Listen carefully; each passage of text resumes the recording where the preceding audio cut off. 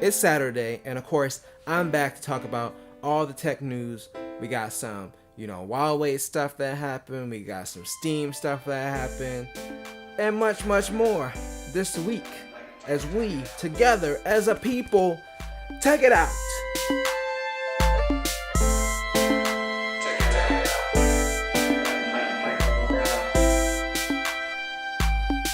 Alright, welcome back to Mike Text It Out, where we go over the news that's been popping and hot this week. You know how we do it on Saturdays, or maybe you don't know. But if you're watching this now, you do know that you don't know. In our first story, 4 major companies rolled out a patch for a CPU vulnerability related to Intel CPUs. These were like earlier versions of, the Core i5s and i7s and i3s. A lot of the 2018 and 2019 chips have been designed in such a way that they don't have this vulnerability.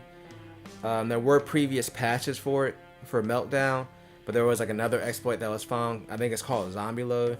Anyway, Microsoft, Apple, Amazon, and Google, I believe those are the companies, they all put out patches to prevent this vulnerability from being exploited. So just make sure that you stay up to date with your updates. All right, I don't have to come to your house about your updates, so stay up to date with your updates. Don't let people get in your computer and shit. Hurts.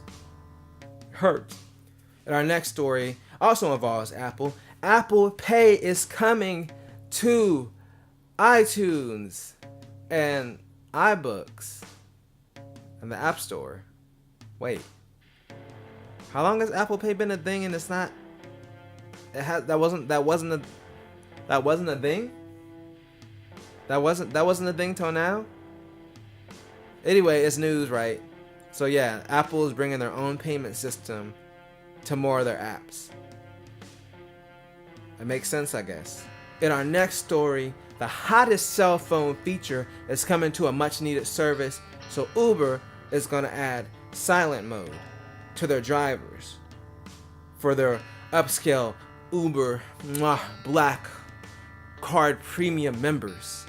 So basically, when you're requesting a ride, you can request that the driver just shuts the fuck up the whole time. So obviously the driver doesn't have to listen, but now it's going to have the option to submit the request.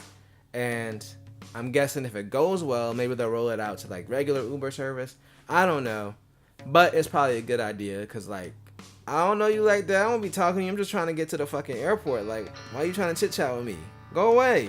And while that driver is sitting there being silent, you can catch some flicks on Netflix because the new Invader Zim movie and Rocko's Modern Life movie are both coming to Netflix exclusively. So look out for that. Personally, I was never a huge fan of Invader Zim. I know it has like a cult following now, but I remember back when it was actually on, and I was like, the show's alright. Rocko's Modern Life, I love that show. So I'm definitely going to be watching that on the Netflix, on my Netflix. Watch it here. Another one of the big 4. So we got Amazon here. They're taking on FedEx and UPS by investing more in their own shipping shit. So it makes sense because Amazon has gotten fast as hell, and like a lot of the times I be getting shit the next day. And personally, I don't care who delivers it. Like UPS and FedEx are over here like, we not even trying to do the same business as you, so we gonna leave you alone. Like, we still need your business to survive. And they're like, damn right you gonna leave us alone, bitch. Amazon got Bezos money. Jeff Bezos making it rain. So yeah, anyway, I guess apparently, well not apparently, but I guess if you think about it, if they did get big enough, then they could provide other shipping services, not just for their own products. So it could possibly be a threat to UPS and FedEx in the immediate future. I don't think so, aside from them losing business from Amazon, which is not going to tank them completely. I mean, it would be a loss, but Amazon got to make that money. They're too big. They're taking over the world.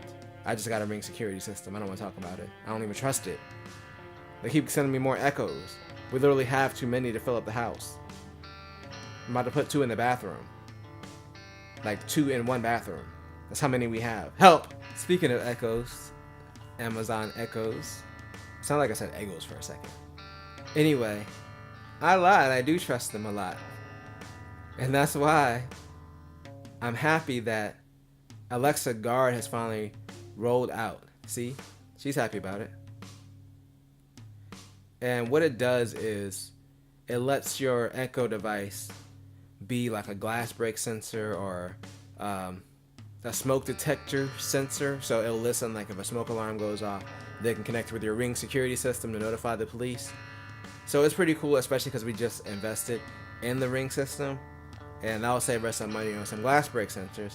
So I think it's an awesome way to like use these devices, especially because they're so cheap and they're all around the house.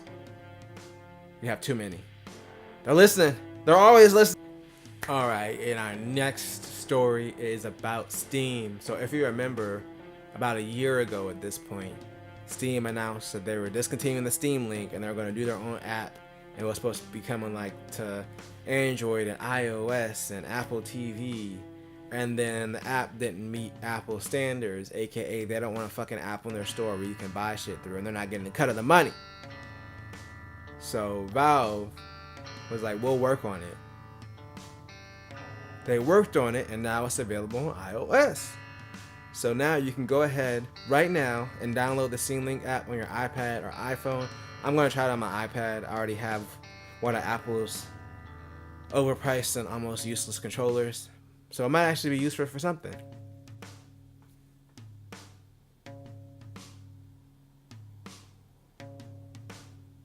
In our final story, there's been a lot of dramas going on this week with Huawei, the popular phone manufacturer. It's Huawei, isn't it? Yeah, they kind of got banned from the US because a lot of people in the US, I guess, I don't know, there's some stuff going on with China and the US not trusting them.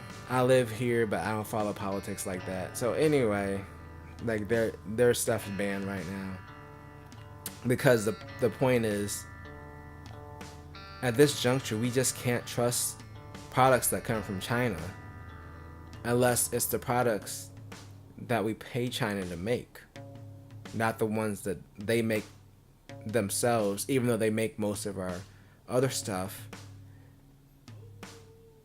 But we can't trust the stuff that they make and sell directly. We can trust the stuff that they make and then we sell it. So that's why it's banned. Makes sense, right? Makes sense. And you know what else makes sense? Bringing this episode to a conclusion. So if you enjoyed this show, remember to check out my other videos on the channel. And if you enjoyed those, maybe you'll stick around and subscribe. Maybe you'll tell a friend and tell a coworker. And even if you don't do that, you should always do at least 2 things at the same time. Peace.